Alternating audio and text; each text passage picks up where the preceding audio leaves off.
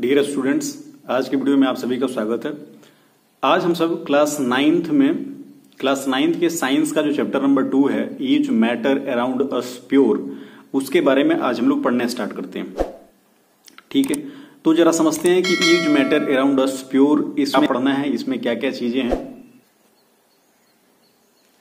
तो चलिए फिर शुरू करते हैं। Each matter around us pure, जरा इसमें देखें।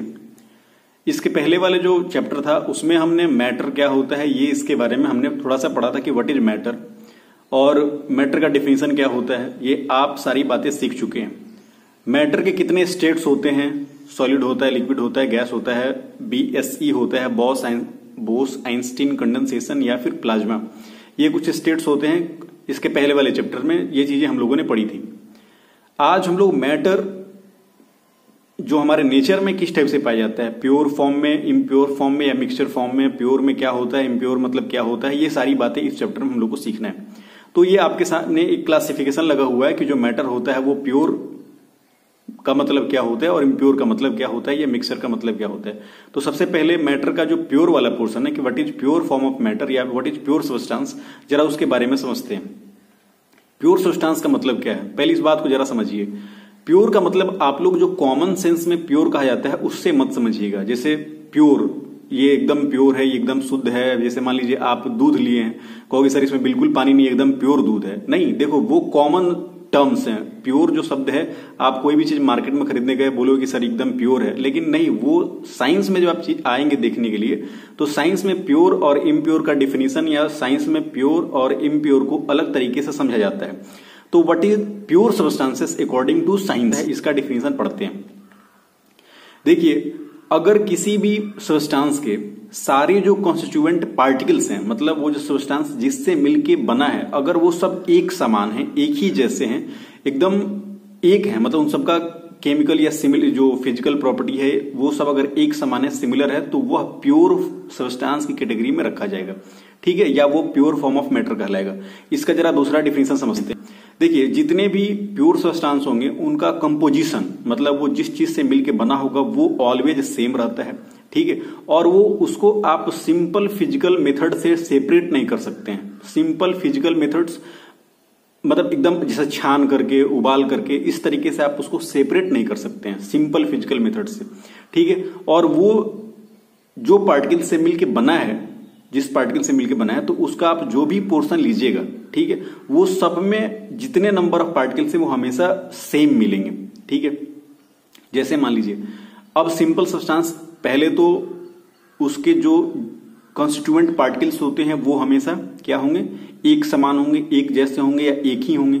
ठीक है, अब ये जो प्योर सब्सटेंस है इसका जरा समझते हैं। देखो कुछ एग्जांपल से प्योर सब्सटेंस का, जैसे कि नमक एक प्योर सब्सटेंस है। हाँ, उसमें कुछ और चीज मत मिलाइएगा। नमक जो है वो सिर्फ सोडियम और क्लोरीन, NaCl, सोडियम क्लोराइड, ठीक है, जो कॉमन साल्ट होता है, टेबल साल्ट जिसको कहा जाता है, वह Na और Cl सोडियम और क्लोरीन के मिलने से बना है। तो क्या आप सामान्य विधि से, सिंपल फिजिकल मेथड्स से, जैसे छान करके, उबाल करके, इस तरीके से क्या आप Na मतलब सोडियम और Cl मतलब क्लोरीन को अलग कर सकते हैं? क्या नहीं कर सकते। इसका मतलब ये क्या है, ये एक प्योर सब्सटेंस है। कुछ और एग्जांपल्स देखते हैं। जैसे मान लीजिए कॉपर का बर्तन है। कॉपर एक अपने आप में मटेरियल है। ठीक है, उसके जितने भी पार्टिकल्स होंगे वो सब कॉपर के एटम्स कहलाएंगे, कॉपर के पार्टिकल्स कहलाएंगे। ठीक है, ऐसे बहुत सारे, जैसे मान लो शुगर हो गया, तो क्या शुगर को आप अलग कर सकते हो? क्या उसके सारे पार्टिकल्स, शुगर किस किस चीज से मिलकर बनता है, क्या आपको पता है? शुगर कार्बन से, हाइड्रोजन से, ऑक्सीजन से मिलने से बनता है। तो क्या आप कार्बन, हाइड्रोजन और ऑक्सीजन को सिंपल किसी मेथड से सेपरेट कर सकते हो? नहीं कर सकते। फिर सिल्वर हो गया। सिल्वर तो अपने आप में सिर्फ सिल्वर के एटम्स मिलकर के बहुत बड़ा सिल्वर ब्लॉक बनाए हैं। फिर जैसे मान लीजिए गोल्ड हो गया। ये सब क्या है, ये सब के सब प्योर सब्सटेंसेस हैं। ठीक है, अब जो प्योर सब्सटेंस है वह दो टाइप का हो सकता है। प्योर में दो टाइप, पहला या तो वो सिंपल हो सकता है या फिर वो कंपाउंड हो सकता है। सिंपल सब्सटेंस का मतलब क्या होता है, जिसमें सिर्फ एक ही टाइप के एटम होंगे। ठीक है, एक ही टाइप के एटम अगर जिसमें हैं, एटम की बात की जाती है, सिर्फ one single type of atom जिस किसी भी प्योर सब्सटेंस में होगा वो क्या कहलाएगा, सिंपल सब्सटेंस। जैसे मान लो ये गोल्ड हो गया, तो गोल्ड में जितने भी एटम्स होंगे वो सब के सब क्या होंगे, गोल्ड के ही एटम होंगे। या सिल्वर हो गया, तो सिल्वर में जितने भी एटम्स होंगे, जितने भी सिल्वर के पार्टिकल्स होंगे वो सब के सब क्या होंगे, सिर्फ सिल्वर के होंगे, उसमें और कुछ दूसरा नहीं मिला होगा। उसी के बाद देखो व्हाट इज कंपाउंड। कंपाउंड का मतलब देखो इसमें एक से ज्यादा एटम्स आपस में मिलते हैं लेकिन वो केमिकली कंबाइन रहते हैं। व्हेन 2 और मोर एटम्स कंबाइन केमिकली, ठीक है, देन दे फॉर्म कंपाउंड्स। तो वो एक तो 2 से ज्यादा एटम्स हैं, दूसरा वो केमिकली कंबाइन है, तीसरा अब उसमें केमिकल कॉम्बिनेशंस के जो लॉ होते हैं, लॉ ऑफ केमिकल कॉम्बिनेशन, जैसे उसका प्रोपोर्शन जो होगा वो फिक्स होगा, मतलब वो केमिकली कंबाइन है। आप ये बात समझिए। जैसे मान लो वाटर हाइड्रोजन और ऑक्सीजन के मिलने से बनता है, ठीक है। अब इसमें हाइड्रोजन और ऑक्सीजन, ये तो दोनों जो हाइड्रोजन या ऑक्सीजन है, क्या ये दोनों बस ऐसे मिला दिया गया हो गया? नहीं, वो दोनों केमिकली कंबाइन है, ठीक है, जिसमें 2 पार्ट हाइड्रोजन का 1 पार्ट ऑक्सीजन का जब आपस में कंबाइन करेगा तो क्या बनाएगा? Water, pure water. इसमें कुछ और चीज नहीं मिला होना चाहिए। अगर कोई और चीज मिला होगा फिर वो डिफिनेशन नहीं आएगा, सिर्फ H2O की बात की जा रही है। तो जैसे वाटर हो गया या सॉल्ट हो गया। सॉल्ट किससे मिलके बना है? अभी मैंने पहले बताया किस किस से मिलके बना है सॉल्ट, कमेंट करके बताना। ये जो कॉमन सॉल्ट है वो किन किन 2 डिफरेंट एटम्स से मिलके बना है, ठीक है। तो आप सिंपल सब्सटेंस का मतलब एलिमेंट या एटम क्या होता है ये आप समझ गए। कंपाउंड में 2 या 2 से ज्यादा एटम केमिकली आपस में कंबाइन होकर के और बनाते हैं, वो क्या कहलाएगा? कंपाउंड कहलाएगा। तो ये जो सिंपल सब्सटेंस है या जो कंपाउंड सब्सटेंस, ये दोनों किस कैटेगरी में आएंगे? प्योर सब्सटेंस की कैटेगरी में। मतलब ये दोनों के दोनों क्या है? प्योर है, ठीक है। अब इसमें एक टर्म आया था सिंपल सब्सटेंस वाली चीज को देखो जरा, वो क्या था? एटम्स, या एक ही टाइप के जो पार्टिकल्स हैं उससे मिलके ये बने हुए हैं, ठीक है। तो जरा इस चीज को समझते हैं। इन दोनों को आपस में देखो, जो सिंपल सब्सटेंस है वो क्या कहलाएगा? जिसमें एक ही टाइप के एटम्स मिले हों वो जनरली एलिमेंट्स कहलाते हैं। और कंपाउंड्स क्या हैं? इसमें 2 या 2 से ज्यादा एटम्स केमिकली कंबाइन होकर के कंपाउंड का फॉर्मेशन करते हैं। ये दोनों किस टाइप के सब्सटेंस है? Pure substance. क्लियर है? तो what is element, what is compound, अब इन दोनों चीज को जरा सा बेसिक समझ तो आ ही गई। अब जरा समझते हैं व्हाट इज एलिमेंट। देखो एलिमेंट जो है वो सबसे प्योर सब्सटेंस है, उसमें एक ही टाइप के एटम्स रहेंगे। दूसरा, वह नेचर में इंडिपेंडेंटली एग्जिस्ट कर सकता है। जैसे गोल्ड को किसी और की जरूरत नहीं है, गोल्ड, सिल्वर, गोल्ड, कार्बन, ये सब अलग अलग अपने आप, मतलब इनका अपना जो है प्रॉपर्टी है, इनकी अपना फिजिकल प्रॉपर्टी है, केमिकल प्रॉपर्टी, मतलब ये अपने आप में इंडिपेंडेंट है, ये अपने आप में अपना पोजीशन रखते हैं। ये सब के सब एलिमेंट्स है। एलिमेंट को आप उससे ज्यादा अब नहीं तोड़ सकते हो। गोल्ड को तोड़ोगे तो क्या उसमें से सिल्वर निकल जाएगा, उसमें से लोहा निकल जाएगा? नहीं, गोल्ड गोल्ड ही रहेगा, चाहे आप उसके एटम तक ही तोड़ते हुए क्यों ना पहुंच जाओ। सिल्वर सिल्वर ही रहेगा, चाहे आप उसका कितना भी छोटा पार्ट क्यों ना कर दो। कार्बन कार्बन ही रहेगा, चाहे आप उसका छोटा पार्ट क्यों ना कर दो। कॉपर कॉपर ही रहेगा, चाहे आप उसका सबसे छोटा पार्ट क्यों ना कर दो। एटम के लेवल तक, एटम को तोड़ोगे तो फिर अलग बात होने लगता है, लेकिन एटम तक वो सबके सब क्या रहते हैं? एक समान रहते हैं, एक जैसे रहते हैं, एक ही रहते हैं, ठीक है। तो ये सब एलिमेंट्स हैं। एलिमेंट में क्या है? प्योर सब्सटेंस है। और प्योर में कैसा? Simple pure substance. अब देखिए ये जैसे आयरन है, ये भी क्या है? एक प्योर सिंपल सब्सटेंस है। आपके सामने सोडियम लगा हुआ है, ये भी क्या है? Pure simple substance. आपके सामने कार्बन लगा हुआ है। कार्बन 2 फॉर्म में पाया जाता है, या तो वो डायमंड के फॉर्म में या फिर वो ग्रेफाइट के फॉर्म में। ये दोनों क्या है?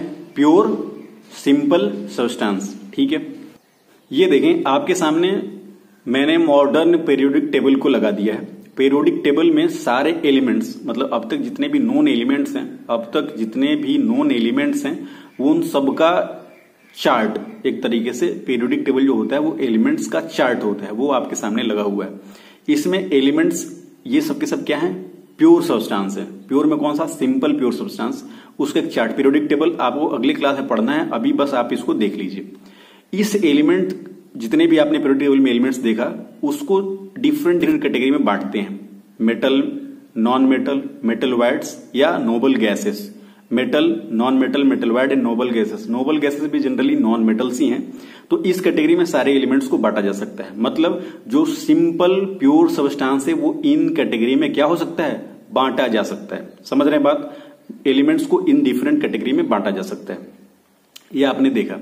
इसके बाद देखिए एलिमेंट और कंपाउंड, मतलब जो सिंपल प्योर सब्सटेंस है और जो कंपाउंड प्योर सब्सटेंस है, उन दोनों के बीच में क्या डिफरेंस है वो मैंने आपके सामने लगा दिया है, आप इस चीज को देखें, ठीक है। इसके बाद अगला हमारा स्टार्ट होता है मिक्सचर। मिक्सचर क्या होगा? मिक्सचर भाई एक तरीके से इम्प्योर सब्सटेंस है, ठीक है। मिक्सचर में जो भी पार्टिकल्स, जो भी एटम्स, जो भी मिले हुए हैं ना, वो बस मिल गए हैं, ठीक है, मतलब वो उनका कोई केमिकल कंपोजिशन नहीं है, वो केमिकली नहीं मिले हुए हैं, बस एक साथ मिक्स कर दिया गया। ठीक है, जैसे आप सिंपल मिक्सचर तो खाते ही होगे ना, सिंपल मिक्सचर। तो मिक्सचर में क्या होता है, बहुत ज्यादा सब्सटेंसेस, बहुत ज्यादा एटम्स या बहुत ज्यादा मॉलिक्यूल्स, जो भी आप कहो, वो बस ऐसे ही मिल जाते हैं और उनका आप फिजिकल सेपरेशन, उनको फिजिकल मेथड से डिफरेंशिएट या अलग अलग किया जा सकता है। ठीक है, तो व्हाट आर मिक्सचर एक या एक से ज्यादा प्योर सब्सटेंस जब आपस में मिक्स हो जाएं, एक साथ मिक्स हो जाएं, लेकिन केमिकली नहीं, सिर्फ क्या हो जाए, मिक्स हो जाएं, तो क्या कहलाएंगे, मिक्सचर। ठीक है, we can separate them by physical methods. ठीक है, अब जरा मिक्सचर का ये देखो, एक एग्जाम्पल देखो क्या है, जरा समझ के बताना। दूसरा एग्जाम्पल, दूसरा इसका डिफिनेशन में देखते हैं मिक्सचर क्या होता है। और एक बात बस आप याद रखिएगा कि मिक्सचर में कोई केमिकल कॉम्बिनेशन नहीं होता है। कुछ आपके सामने मिक्सचर के एग्जांपल हैं, जैसे मान लो मिल्क क्या है, एक मिक्सचर है। मिल्क अब प्योर इम्प्योर में मत लेके आइएगा, अब कहोगे सर एकदम प्योर दूध है, इसमें जरा भी पानी नहीं मिला है।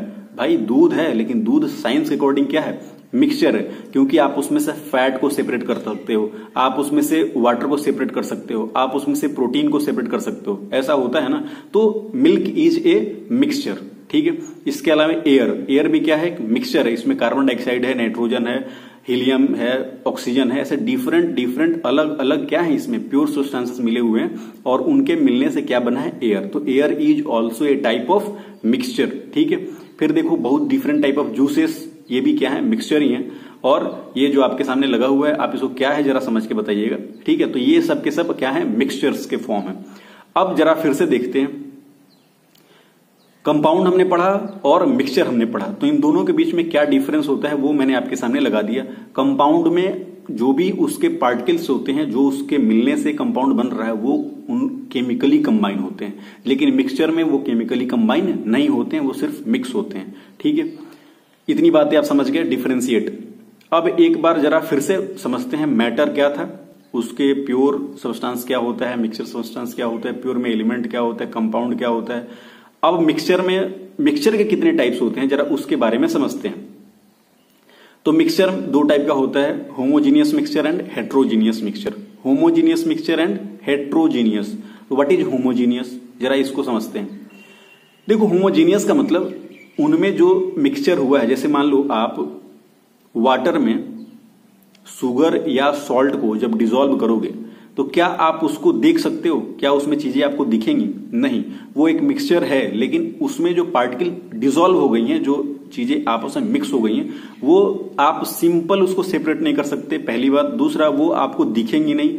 आप अगर शुगर और वाटर का मिक्सचर तैयार किए हो तो जहां कहीं से भी उसमें से एक बूंद आप उठाओगे, मतलब जो आपने मिक्सचर तैयार किया है किसका, शुगर और वाटर का, उसमें से कहीं से भी एक बूंद उठाओगे तो उसमें शुगर भी रहेगा और वाटर भी रहेगा, मतलब होमोजीनियस है, एक समान मिश्रण है, एक समान वो मिश्रित हो गए हैं, एक समान आपस में मिक्स हो गए हैं, वो क्या कहलाएगा, होमोजीनियस। उसके बगल में क्या है, हेट्रोजीनियस, जिसमें सब कुछ आपको दिख रहा है, अलग अलग दिख रहा है। जैसे पानी में बालू डाल दीजिए तो पानी और बालू आपस में मिक्सचर तैयार हुआ, लेकिन बालू भी अलग है दिख रहा है तुमको, वाटर भी अलग है वो दिख रहा है आपको, सैंड और वाटर का एक मिक्सचर जो है वो हेट्रोजीनियस मिक्सचर है।